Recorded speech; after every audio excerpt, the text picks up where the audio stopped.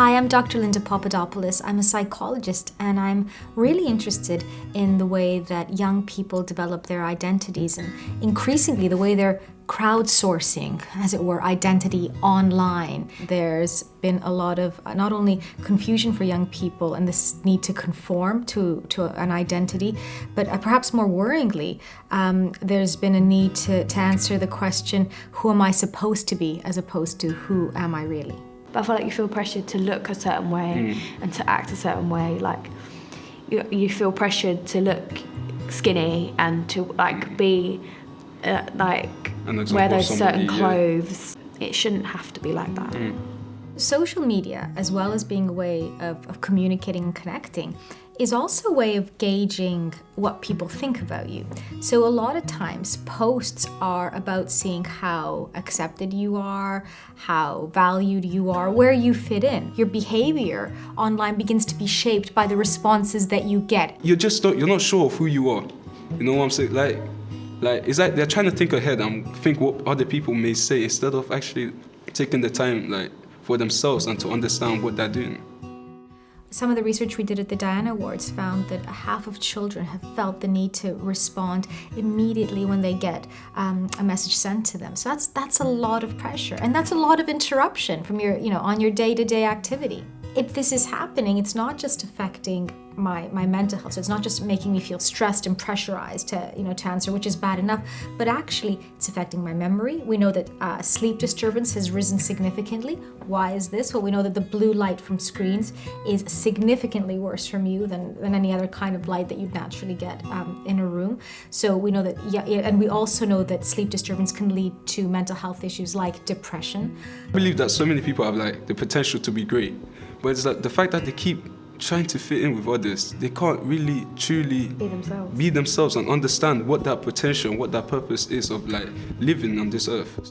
Anything worth doing has to come from a place of integrity, of sincerity, and kind of this idea, at the risk of sounding, very sort of smarmy, but sort of true to yourself. What's holding so many young people back is the need to conform and be the same, when actually what we should be promoting is this sense of being the best version of themselves that they can be. I feel like there's nowhere to hide. Don't you? Don't you feel like there's nowhere to hide?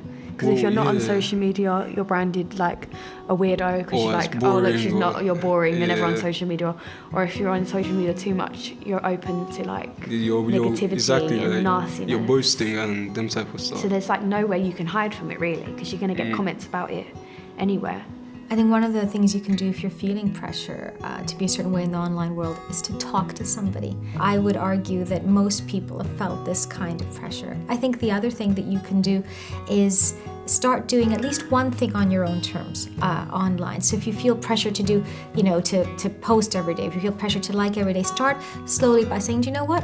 Actually, I'm going to let myself, post when I want to post. I'm going to let myself, say something that's really, true to me. So kind of start doing it on your own terms. And you need to get to a point where you're in control of it rather than that, it's in control of you. And you do that by not feeling beholden to it. So that means have interests, passions, a life outside of what's in the online world. It's really interesting being a parent and sort of navigating this world. Everything else that you do in life you will have done before your child, teaching them how to cook, you've cooked first, teaching them how to drive. Whereas this online world, well, they're one up on you, right? They know how to do this. So you're gonna feel insecure around it. And I would say, do your homework. Don't feel insecure. Get online. Understand why posting and the establishment of identity online is so important for young people. Get on the sites, understand them, and then begin speaking to your child about them. You certainly will be able to understand the pressure to conform. I know we speak a lot about quality time. I think with young people, it's also quantity time. Check in often, check in consistently, and listen.